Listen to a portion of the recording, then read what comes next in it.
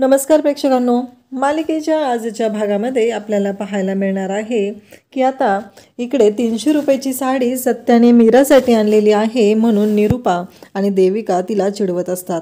तेव्हा मात्र आता मीराला खूप राग येतो आणि मीरा डायरेक्टली विचारते की मला सांग, तुझ्या नवऱ्याने तुझ्यासाठी काय आणलंय ग?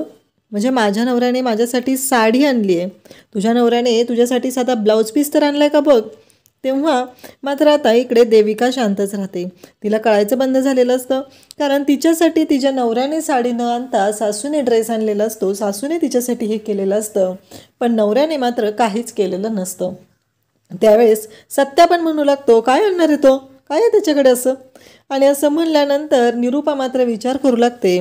निरूपा म्हणते की मी आता पंकजची बाजू तरी कशी घेऊ, कारण त्याने काही करतच नाही आहे, काही पैसेच कमवत नाही आहे, हे तर मला माहितीच आहे, मग त्याची बाजू कशी घेणार मी, हा प्रश्न इकडे निरूपालाही पडलेला असतो। आणि खूप छान असं उत्तर देत आता मीराची बाजू घेतलेली असते। मीराने सत्याची बाजू घेऊन निरूपा आणि देविकाची बोलती बंद केलेली असते। सत्या म्हणत असतो, अगं ती साडी पण आहे, पण अजून एक सरप्राईज आहे, चल मी तुला सांगतो काय सरप्राईज आहे तुझ्यासाठी ते। तेव्हा मीरा म्हणते, मला हे लाडू वळायचे आहेत ना। तेव्हा मात्र लगेच सत्या म्हणतो, अगं हिच्यासाठी एवढं केलंय नाही ना, मग वळेल किती लाडू, म्हणजे गरज काय आहे तिथं, तुला जेवढे लागायचे होते तेवढे लाडू वळून झालेत ना तुझे, चल। तेव्हा लगेचच निरूपा म्हणू लागते की मीरा कुठं चाललीस का ते लाडू वळायचे सोडून। त्यावर सत्या म्हणतो, तुझी लाडकी बबडी आहे ना, तिला सांग वळायला, ती वळेल लाडू तिच्यासाठी लागणार आहे, कारण एवढे लाडू हे मीरासाठी लागणार होते ना, तर मीराचे वळून झालेले आहेत, त्यामुळं आता काही गरज नाही आहे आम्हाला दुसरे लाडू वळत बसायची। हे सगळं चालू असतं। तेव्हा सत्या मीराला घेऊन आत येतो। मीरा पण आता सत्याचं ऐकून आत आलेली असते, तिलाही देणं घेणं नसतं ह्या सगळ्या गोष्टींशी। आणि त्याचबरोबर सत्या तिला म्हणतो की हे बघ तुझ्यासाठी सरप्राईज। इकडे देविका मात्र चिडलेली असते। देविका म्हणत असते की नाही, काही झालं तरी मी ऐकून घेणार नाही, कारण यांनी माझ्यासाठी हे जे काही केलेलं आहे त्याचा त्रास मला होत आहे। यांनी जर माझ्यासाठी काही स्वतःहून आणलं असतं ना, तर ह्या दीडदमडीच्या माणसांनी मला बोलायची गरज नसती पडली। आता आत आल्यानंतर इकडे विचारत असते ती म्हणजे मीरा सत्याला की काय म्हणायचं आहे नक्की तुम्हाला, काय आहे हा प्रश्न ती विचारत असते। तेव्हा मात्र इकडे सत्या म्हणत असतो की हे बघ तुझं सरप्राईज, असं म्हणत सत्याने सरप्राईज दिलेलं असतं। आणि ते सरप्राईज पाहून मीराला तर धक्काच बसतो। मीरा त्या दागिन्यांकडे पाहत राहते, कारण सत्याने मीरासाठी हलव्याचे दागिने बनवलेले असतात आणि ते दागिने पाहून मीराला खूप आनंद झालेला असतो। आणि त्याचबरोबर मीरा खुश झालेली असते। मीरा म्हणते, तुम्ही कुठून आणले हे दागिने, नक्की काय आहे याच्या मागचं रहस्य, असं मीरा विचारू लागते। आणि तेव्हा मात्र इकडे सगळ्यात मोठा धक्का बसलेला असतो तो मीराला, कारण सत्याने सांगितलेलं असतं की हे दागिने मी तुझ्यासाठी बनवलेत। आठवते का काल रात्री जेव्हा मी बाहेर चाललेलो तेव्हा तू मला म्हणत होतीस ना की हे काय करतोय तुम्ही, कुठं चाललाय वगैरे, मग तेव्हा ह्या दागिन्यांसाठी लागणारं जे साहित्य आहे ना ते आणायला मी चाललेलो होतो, आणि मग रात्रभर जागून तुझ्यासाठी मी हे दागिने बनवलेले आहेत, हे सगळं सांगितलं जात असतं। आणि तेव्हा मात्र खूप मोठा धक्का बसलेला असतो तो म्हणजे मीराला, कारण सत्याने प्रेमाने तिच्यासाठी हे सगळं केलेलं आहे। या गोष्टीचा आनंद जो आहे ना तो दुसरा कशातच येणार नाही। सत्या म्हणतो की मी तुझ्यासाठी सोन्याचे दागिने नाही आणू शकलो। हे ऐकल्यानंतर मात्र मीरा म्हणते की त्याची गरजच नाही आहे सोन्याची दागिने आणायची, कारण या दागिन्यांनाच इतकी किंमत आहे ना, कारण माझी संक्रांत जी आहे ती या दागिन्यांमुळेच चांगली होणार आहे। हे सगळं ती बोलत असते आणि ती म्हणत असते की अहो ह्या संक्रांतीला, या सणाला या दागिन्यांचा तर मान असतो ना, आणि तो मान तुम्ही मला दिलेला आहे, त्यामुळं मला नाही वाटत की मला दुसऱ्या कोणत्या दागिन्यांची गरज आहे। हे सगळं मीरा सत्याला सांगत असते आणि सांगत असते की मला ना खूप आनंद झालेला आहे, कारण तुम्ही माझ्यासाठी हे लाख मोलाचे दागिने तुम्ही बनवलेले आहेत, ही संक्रांतीसाठी लाख मोलाची साडी आणलेली आहे, ह्या गोष्टीचा आनंद तिला खूप झालेला असतो, ती सांगत असते। त्याचबरोबर सत्या म्हणत असतो की तरी पण मला असं वाटतंय की मी अजून काहीतरी करायला पाहिजे होतं। मीरा म्हणते, आता बघा तुमची बायको हे सगळे दागिने घालून कशी सजणार आहे या संक्रांतीच्या सणाला, हे मीरा सत्याला सांगत असते आणि सत्या मात्र म्हणत असतो खरंच. तेव्हा मीरा म्हणते की हो, मला ना खूप आनंद झालेला आहे असं मीराने सांगितलेलं असतं. आणि खरं सत्याने जे दागिने आणलेले असतात, बनवलेले असतात, त्या दागिन्यांचं महत्त्व दुसऱ्या कोणत्याही दागिन्यांना कधीच येऊ शकत नसतं, कारण आपल्या बायकोसाठी एवढ्या प्रेमाने ते दागिने बनवलेले असतात. इकडे आता सारण तिळगुळाचं तयार केलेलं असतं आणि देविका लाडू वळायला घेत असते. यूट्यूबवरती बघून ती लाडू बनवण्याचं बघत असते आणि त्याच्यामध्ये सांगतात की सारण आणि सगळं मिश्रण गरम गरम असतानाच त्याचे लाडू वळावे. आता हे ऐकल्यानंतर खरं तर निरूपाला धक्का बसतो, कारण हे सगळं इतकं गरम असतं की हे कसं वळायचं हा प्रश्न तिला पडलेला असतो. तरीही ती लाडू वळण्याचा प्रयत्न करते, पण तिचे लाडू गोल न होता लंबुळके होतात आणि मग ती लाडू बनवते आणि त्यानंतर लगेचच की हाका मारायला सुरुवात करते. निरूपा आणि पंकजला बोलवून घेते. निरूपा धावतच येते.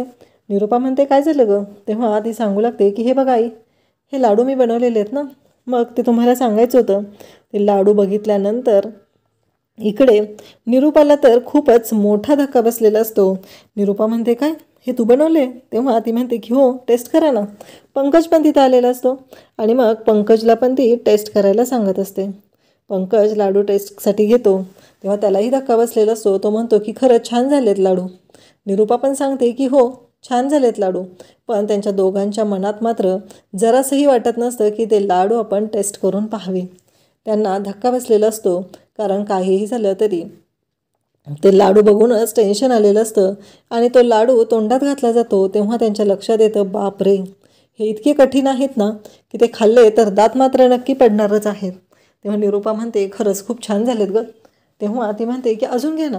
देविका मात्र अजून लाडू भरवण्यासाठी तयार होत असते, पण पंकज आणि त्याचबरोबर इकडे निरूपा सांगत असतात की अगं नको, बाद झालं आता, कशाला उगीच इतकं खात बसायचं आहे सांग बरं मला, असं त्या म्हणत असतात. आणि निरूपाला म्हणतात अगं तू हे काय करत बसली, जा बरं. निरूपा म्हणते की आवरून ये जा, तुझं आवरायचं राहिलं आहे ना, आणि मग छान तयार हो, हे सगळं सांगत असते. त्यावेळेस इकडे देविकाच्या बाबतीत निरूपा पंकजला म्हणते ही अशी कशी आहे रे, म्हणजे मला कळतच नाही आहे, हे काय बनवले तिनं, काय चाललेलं असतं हिच्या डोक्यात. निरूपाला खरं तर ती गोष्ट अजिबात आवडलेली नसते की तिला काहीही बनवता येत नाही, कारण तिला माहिती असतं की या सगळ्या गोष्टीचा त्रास तिला होणार आहे आणि सत्या मात्र वाट लावणार आहे. तर सत्याची भीती मात्र निरूपाला जरा जास्तच असते, कारण सत्या कधी बॉम्ब फोडेल आणि कधी काय करेल काही सांगता येत नाही. त्याचबरोबर इकडे आपल्याला पाहायला मिळतं की निरूपा आणि पंकज ते लाडू हातात घेतात आणि पाहू लागतात त्या लाडवांकडे की हे कसले लाडू बनवलेत नक्की हिनं, काय हे सगळं, हा प्रश्न त्यांच्या पुढेही पडलेला असतो. त्याचबरोबर आपल्याला पाहायला मिळतं की जेव्हा सत्या पैसे मोजत असतो, कारण त्याने ठरवलेलं असतं की माझ्या धूमकेतूला मला फुलासारख्या बायकोला तिचं फुलासारखं दुकान टाकून द्यायचं आहे, हे सत्याने ठरवलेलं असतं. म्हणून सत्या ते पैसे गोळा करत असतो, परंतु तिथे लगेचच मीरा येते आणि मीरा म्हणते पैसे द्या हो. तेव्हा सत्या म्हणतो म्हणजे आता तुला कशाला पैसे पाहिजेत, किराणा तर झाला ना सगळा. तेव्हा मीरा म्हणते नाही हो, बाकीच्या पण गोष्टी असतातच ना, त्यासाठी हवेत पैसे. सत्या म्हणतो नाही, माझ्याकडनं असते तर काय केलं असतं. तेव्हा मीरा म्हणते मग काहीतरी केलं असतं ॲडजस्ट, पण आता आहेत ना तुमच्याकडे. मीराचं असं म्हणणं असतं की यांच्याकडे जर पैसे राहिले तर हे खर्चून टाकतील, त्यापेक्षा मी हे पैसे यांच्याकडून काढून घेते. म्हणून मीरा सत्याकडून ते पैसे मागत असते. सत्या म्हणतो की पण हे 500 तुला घे, 500 मला राहू दे. आता मीराकडे काहीच ऑप्शन नसतो. मीरा म्हणते ठीक आहे. मग सत्या मीराला ते 500 रुपये देतो आणि मीरा पण तयार होते. ते 500 रुपये घेते आणि म्हणते की ठीक आहे, कारण सत्याकडे तेवढे पैसे ठेवणं सत्याला गरजेचं वाटत असतं आणि मीरा पण म्हणते की एवढे तर देत आहेत ना ते, म्हणून मीरा शांतपणे ते पैसे घेते.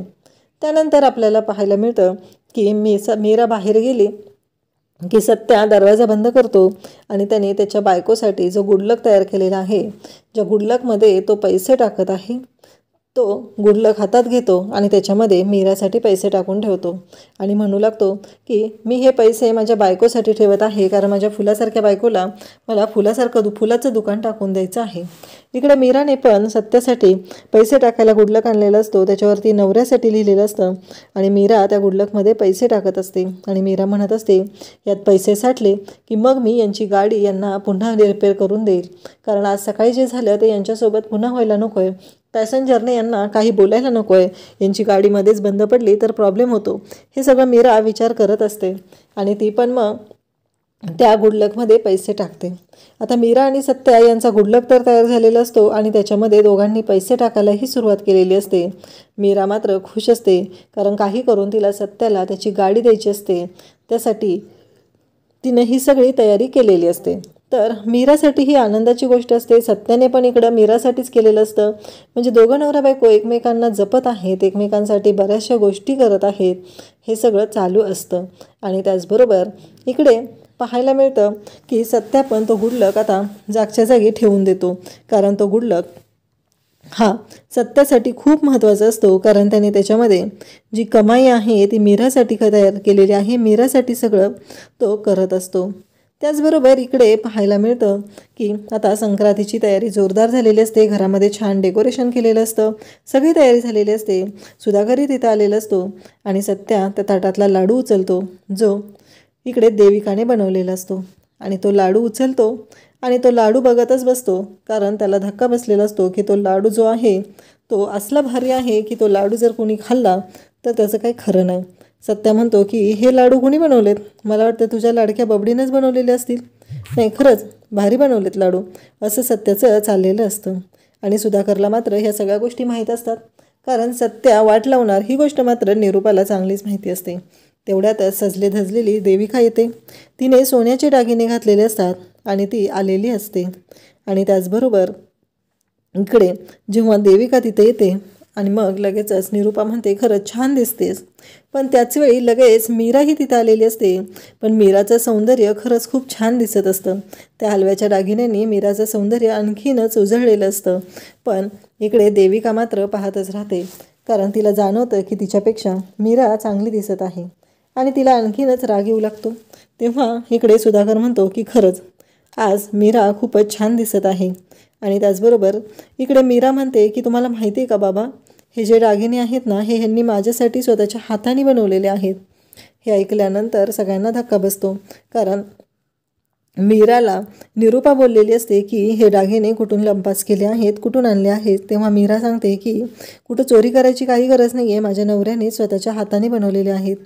तेव्हा इकडे सत्या म्हणतो कसं आहे, तुझ्या 3,000 रुपयाच्या ड्रेसवर माझ्या बायकोची 300 रुपयाची साडी भारी पडलेली आहे, हे इकडं सत्या सांगत असतो. आणि तिथं वाट लावत असतो, ती म्हणजे देविका आणि निरूपाची. त्यांना मात्र कळायचं बंद झालेलं असतं. त्यांना कळतच नसतं की हे सगळं काय होत आहे, कारण या सगळ्याचा परिणाम आपल्याला काय भोगावं लागणार आहे हेही त्यांना माहिती नसतं. आणि इकडे निरूपाचं तोंड तर रडकुंडीला आल्यासारखं झालेलं असतं. हळदी कुंकवासाठी आता बायका आलेल्या असतात आणि त्या म्हणत असतात की खरंच सून मिळावी तर निरूपाताईंसारखीच, कारण त्यांना जी सून मिळाली आहे ना ती खरंच खूप भारी आहे, कारण सगळेजण तिचं कौतुक करत असतात. निरूपाला वाटतं की ह्या बोलतात ते देविकाबद्दल बोलत आहेत, पण बायका आवर्जून म्हणतात की सून असावी तर मीरासारखी सून भेटायला नशीब लागतं आणि तुमचं नशीब चांगलं आहे म्हणून तुम्हाला अशी सून मिळालेली आहे, हे सगळं बायका सांगत असतात. पण या सगळ्या गोष्टींचा राग मात्र आलेला असतो, तो म्हणजे इकडे निरूपाला मात्र ही गोष्ट अजिबात पटलेली नसते. निरूपाचं असं म्हणणं असतं की असं काय तिच्यामध्ये आहे म्हणून हे सगळं बोललं जातं, हे चालू असतं. पण मीरा मात्र जाम खुश असते. मीरासाठी हे दागिने बनवलेले असतात, ते सत्याने बनवलेले असतात, ते दागिने घालून ती खुश असते. त्याचवेळी पंकज तिथं आलेला असतो आणि पंकजकडे सत्या जातो आणि म्हणतो की हे घे, तिळगुळ घे आणि गोड गोड बोल. तेव्हा पंकजला इकडे सत्या असं म्हटल्यावर पंकज पाहतच राहतो, कारण पंकजचं असं म्हणणं असतं की हा तिळगुळ का देतोय. तेव्हा पंकज ते तिळगुळ खाणार असतो, तर सत्या लगेच त्याला म्हणतो खाऊ नकोस, तुझ्या बायकोने खूप कष्टाने बनवलेत हे, जर तुला कोण काही वाईट बोललं तर त्याला फेकून मारायचे आहेत. नक्कीच फेकून मारल्यावर काहीतरी होणार, कारण एवढे स्ट्रॉंग आहेत ते तिळगुळ तुझ्यासाठी बनवलेले, असं सत्या सांगत असतो. आणि म्हणत असतो की कसं आहे, मी माझ्या बायकोसाठी एवढ्या प्रेमाने दागिने बनवले, पण मला एक कळत नाही आहे बबड्या, तू काय केलंस रे तुझ्या बायकोसाठी, असं म्हणत सत्याने इथे तर भांडणं लावलेली असतात देविकामध्ये आणि त्याचबरोबर इकडे पंकजमध्ये. तेव्हा ही गोष्ट मात्र लक्षात आलेली असते, ती म्हणजे निरूपा म्हणत असते नाही, ह्याला वेळीच आवरलं पाहिजे, नाहीतर खूप अवघड होणार आहे.